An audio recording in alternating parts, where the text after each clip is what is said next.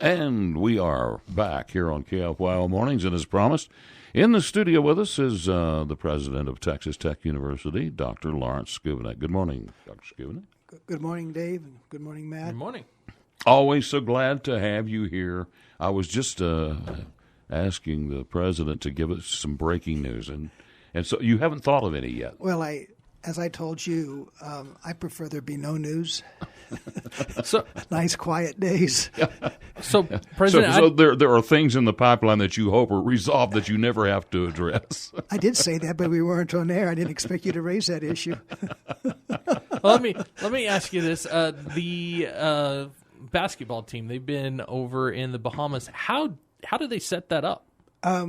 Those details I don't know, Matt, but I have heard from people that were there that this is an extremely talented group, and we have a lot to look forward to. But before we get into basketball, there is football.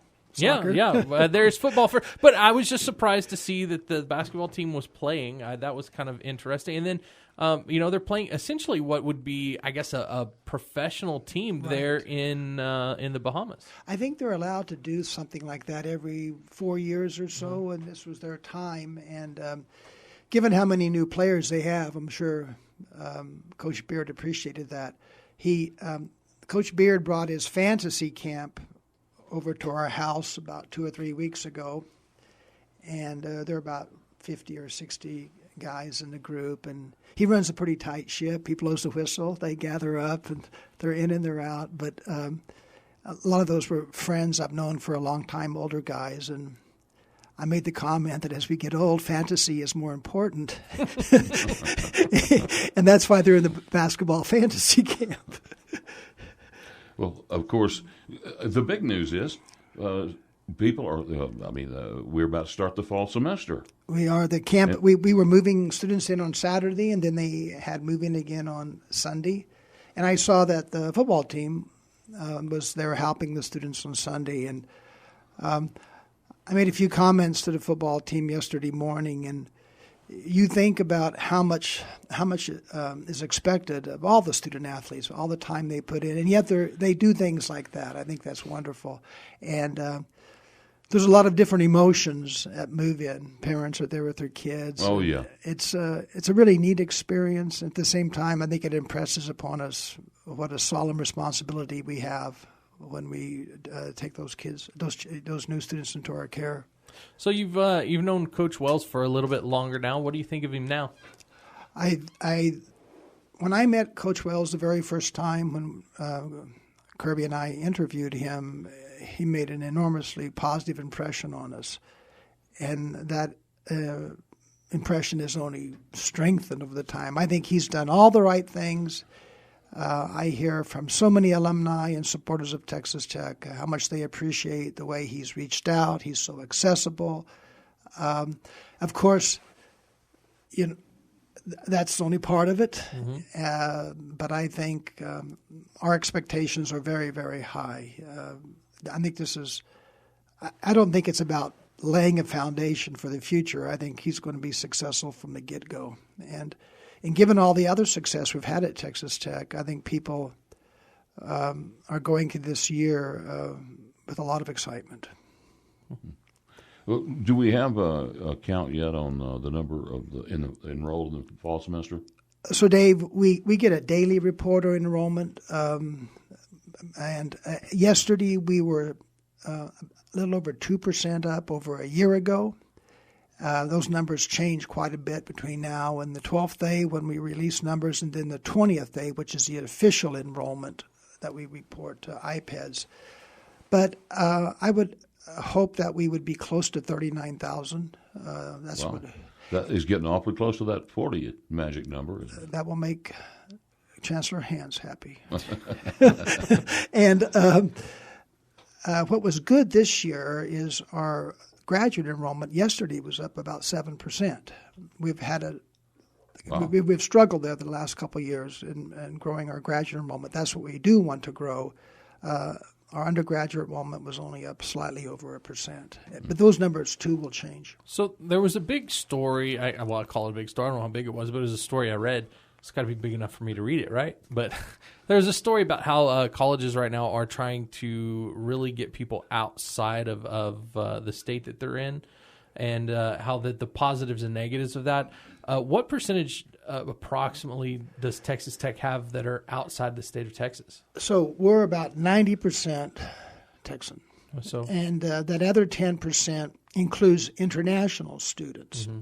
Right. So we have a relatively small number of students that come from other states here in the U.S.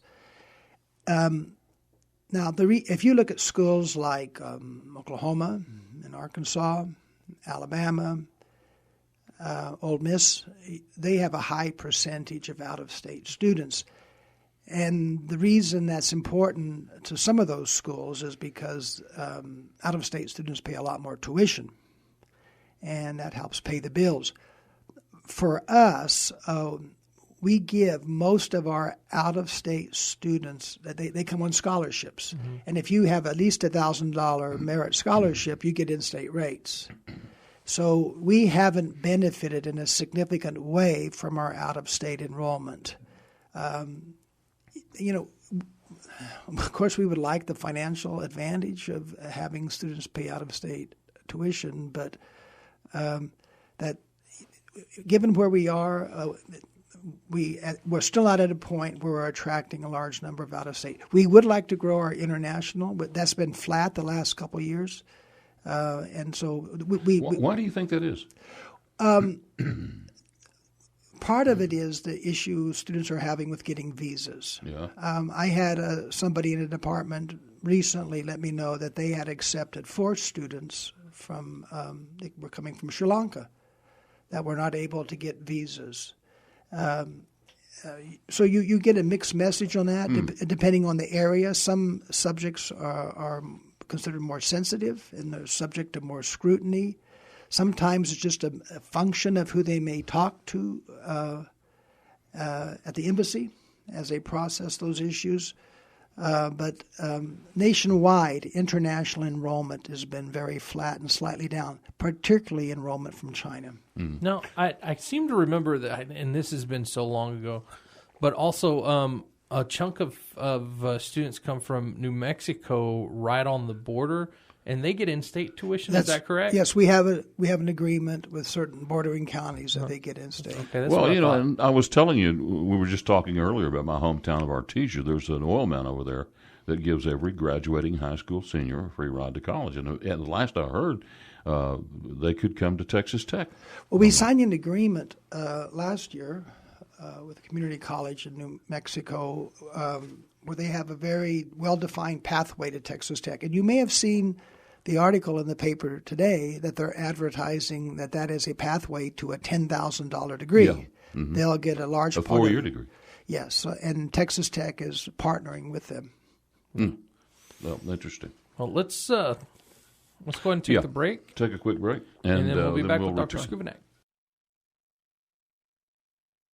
Okay, and we're back live here on KFYO Mornings with Matt and Dave and Dr. Lawrence Schovanec with us this morning. We've got some texters this morning. Text lines, by the way, are open.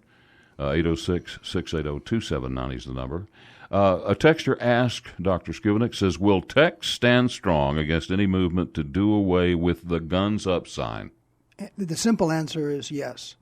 The issue of guns up has come up many times over the years. The first time it was brought to my attention when I was interim president and we played Minnesota in the Meineke Car Care Bowl. After that game, several people from Minnesota wrote to express their displeasure with the gesture. And as I told you when we were off air, one person said, I saw somebody point their gun at Goofy Goofer and shoot him. And Goofy Goofer. Oh, Goofy Gopher. Gopher? Oh, yeah, Goofy Goofer, okay. Whatever it was. Now, look, first of all, I would never – these tragedies are a different issue. And people should know that just recently, in light of what's happened, we've added to our police force. We've installed additional cameras around campus, especially whether it be large crowds. This summer, our police department cooperated with other law enforcement agencies in live shooter training. That is one matter that we take terribly seriously. On the other hand, the Guns Up slogan is not a statement about guns. It's not an endorsement of firearms. It's a gesture that is part of the tech culture. It represents our spirit. And I see this as totally separate from these other more serious issues that come up. So we have much more important things to deal with than a discussion of getting ready to Guns Up. And by the way, every graduation, I end my charge with Guns Up. So, I don't say Guns Up, but I... So let me ask you this: are you getting any push at all from alumni or those who have been through the Texas Tech culture? Or is most of this outside? What I hear from are from people from outside, Okay. And I have a folder full of letters and articles about these sort of things. Well, I think the people around here know and understand it and realize it's not an endorsement of guns. That's right. It's not a statement about gun policy. It has nothing to do with it's that. It's a gesture that's part of our sports culture, about the general spirit of Texas Tech. And when we were in Minnesota, a lot of people who were not from Tech. But you have to understand now. They were doing this. Dr. Schovanec, you have to understand. This is Minnesota you're talking about. Minnesota. Well, Okay, let's get to this. Well, I have one more question. You had said something in the break. I don't know if you want to say it again, but you'd said something about resigning. Do you want to make that statement again? No. Are you trying to drop a bombshell here? I just said don't push me on this. Oh, okay. Yeah, let's leave it at that. We have another texture this morning, Dr. Schovanec. I was just going to ask. Okay. It says, why is the Military and Veterans Programs Office in the Diversity and Inclusion Division? Why is it not in the Financial Aid Division so that they can concentrate on getting benefits applied faster? Okay. First, with regard to the MVP program, about a week ago, we had a ceremony on campus to honor recipients of the Purple Heart. That is a very important part of the culture of Texas Tech. You look at Memorial Circle; it was dedicated in 1948 to honor Texans who had been in World War II, and it's symbolic of our the respect and appreciation we have for those that serve. And Texas Tech has a very strong MVP program. That program has always been in the Office of Diversity. It's had different names over the years. And one reason is when you speak of a diverse student body, that's not only a statement about gender or color, it's a statement about non-traditional students and veterans. There are many different components that make up the diversity of our student body. That's why it's been there. Deborah Crosby does a very, very good job with that program. She is in that office. But they have a lot of access to financial aid. The fact that it's not in financial aid has nothing to do, I think, with the ability to access those benefits. If there are problems with that, they should let us know because we're very sensitive to that. So I don't say that to be dismissive of the question, but to know that the MVV program is a very important part of our support for students at Texas Tech, regardless of where it resides. Okay. Another quick question, because I want to give you a minute to close with. But the Coliseum, I've been astounded at how fast that they have taken that thing down. Because I did hear at one time that it was going to take months and months and months and months to do. But they did a great job. Yeah, I don't know if they're ahead of schedule, aren't they? I think they're about right on schedule. They're laying the turf now. So turf has been laid on the east side of that space, and they're going to eventually have turf clear across the whole site. Raider Alley is going to be in the engineering key. There will be some use of that space when we have Celebrate Agriculture Day. They'll have some machinery and stuff set up over there. But Raider Alley will be on the engineering key because now where they used to have the band, they're building the dining facility. And I just met with Kirby and Robert Giovanetti yesterday about those plans. But it's going to be a great space, and then maybe down the road there might be something constructed. Well, very good. Very quickly, I do want to give you just the minute or so that we have left, a minute and a half. I want to allow you to. Well, I'd asked if I could you were asking about what are the priorities this year. One thing Chancellor Mitchell has talked to all the presidents about is we can't always count on a $250 budget coming out of the state. This was a great year. And so there's going to be a lot of attention this year paid to things that we can do to start to address the cost of education, affordability, and student debt. We can talk about that more in the future, but that's going to be a big priority for us this year. Very quickly, and this will have to be quickly, it would be very helpful to faculty. Let me get. Okay, why can't Uber and Lyft drivers enter the tech campus from 8 to 5 on weekdays? Dave, I get a lot of complaints about that. Hey, I'm sorry, we are out of time. The clock, come up here on the clock. Dr. Schovanec, thanks so much for being here. And email me Chad, and I'll answer that. Chad.